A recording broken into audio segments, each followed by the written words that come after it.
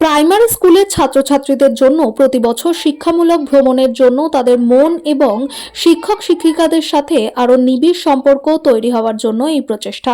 এই একটা দিন তারা বনভোজনের মতন দিনটি কাটায়। খেলাধুলা, নানা অনুষ্ঠান, এছাড়া বিভিন্ন সাংস্কৃতিক অনুষ্ঠানে অংশগ্রহণ করে। বাদ যায় না ছাত্রছাত্রীদের অভিভাবকরাও। তারা এই দিন শিক্ষক শিক্ষিকাদের সাথে একসাথে থেকে বনভোজনের মতন দিনটি উপভোগ করেন। এই দিন উপস্থিত ছিলেন রানাঘাট পৌরসভার পৌরপতি কৌশলদেব বন্দ্যোপাধ্যায়, অপর বিদ্যালয় পরিদর্শক গৌরব্রত সরকার, নবীন মালাকার। এই দিন ছাত্রছাত্রীদের রানাঘাটের পৌরপিতা কৌশলদেব বন্দ্যোপাধ্যায় নিজে হাতে খাবার পরিবেশন করেন। অনুষ্ঠানটি সফল করতে পল চৌধুরী প্রাইমারি স্কুলের শিক্ষক শিক্ষিকাদের ভূমিকা উল্লেখযোগ্য।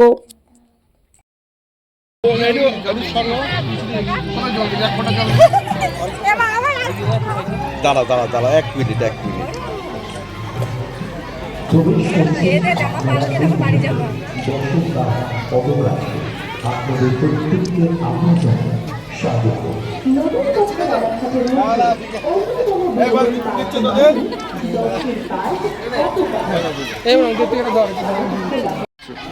আজকে আমাদের বছরে একটা শিক্ষামূলক ভ্রমণের আয়োজন করা হয়।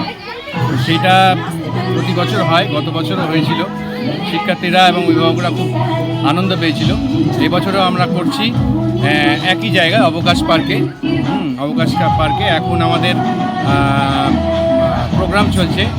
বাচ্চাদের কবিতা, কি অনুষ্ঠান দেখেছেন এর মধ্যে?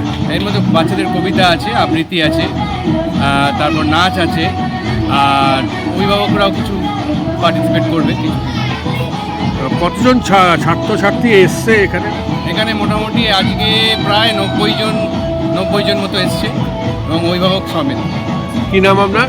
আমার নাম সর্বেন্দু কর। পাল চৌধুরী স্কুলে শিক্ষামূলক ভ্রমণ হচ্ছে, যে আজকে বাচ্চারা থাকবে, তার সঙ্গে অভিভাবকরাও থাকবে। নাচ, গান এবং আবৃত্তি ওরা পরিবেশন করবে, এবং সব শেষে ওদের একটু খাবারের ব্যবস্থা, মিড ডে মিলের ব্যবস্থা করা হয়েছে। এটা কেন করা হয়? এটা বাচ্চাদের একটু আনন্দ উৎসাহ দেওয়ার জন্য এটা করা হয়েছে। তাছাড়া এটা আমাদের অর্ডারও আছে, এটা আমাদের নির্দেশ দেওয়া হয়েছে বাচ্চাদের এডুকেশনাল ট্যুরের জন্য।